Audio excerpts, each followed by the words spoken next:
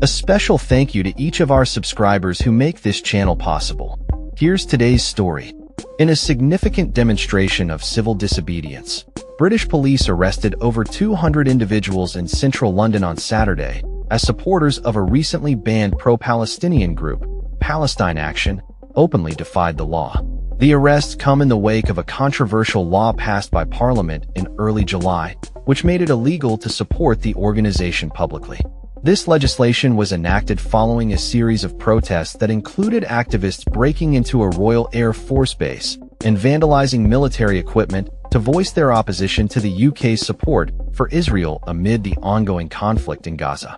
The protest, which saw over 500 individuals gather outside the Houses of Parliament, was marked by demonstrators brandishing signs that read, "I oppose genocide. I support Palestine Action." Many protesters openly encouraged police to arrest them, signaling their intent to challenge the legality of the ban. As the demonstration progressed, tensions escalated between police and protest organizers, who claimed that the arrests highlighted the law's impracticality and the government's failure to uphold the right to free expression. The police have only been able to arrest a fraction of those supposedly committing terrorism offenses, and most of those have been given street bail and allowed to go home, stated Defend Our Juries, the organization behind the protest. They characterized the government's actions as an embarrassment and an attempt to suppress dissent. In response, the Metropolitan Police Service asserted that their actions were justified, stating that anyone who expressed support for Palestine Action was either arrested or in the process of being arrested. They emphasized that many people present in Parliament Square were merely onlookers or members of the media, not participants in the protest. The protest was particularly unique, as many demonstrators expressed their desire to be arrested in large numbers, aiming to overwhelm the police and the criminal justice system. This strategy was a direct response to the government's recent ban on Palestine Action, which activists argue is an infringement on their freedom of speech. The ban was implemented after activists vandalized military property at a British Air Force base, protesting against the UK's military support for Israel during the ongoing conflict with Hamas in Gaza.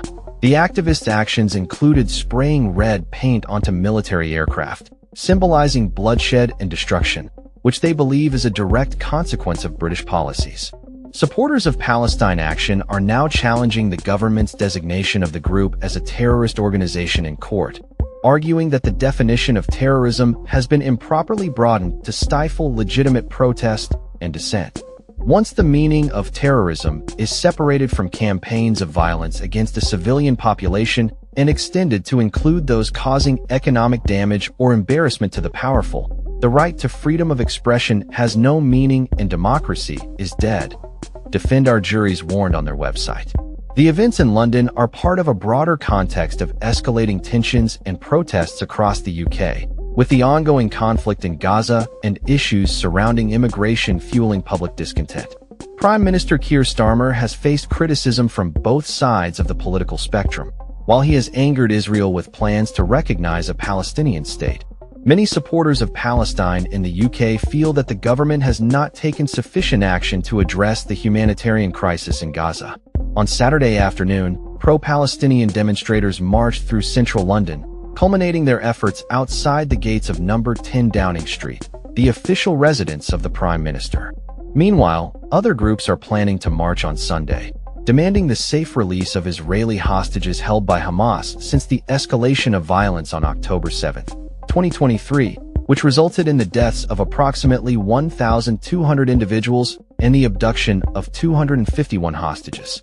As the situation unfolds, police are preparing for a busy weekend of protests, including demonstrations outside hotels housing asylum seekers, where tensions have flared between protesters and counter-protesters over immigration issues. Deputy Assistant Commissioner Ade Adelkan acknowledged the potential for significant strain on police resources, stating, "This is going to be a particularly busy few days in London, with many simultaneous protests and events that will require a significant policing presence. The coming days will undoubtedly test the limits of civil rights and the government's response to dissent in a time of heightened political and social unrest." That's all for this story. We upload videos every day covering many different subjects, so hit that subscribe button to stay informed. Thanks for watching.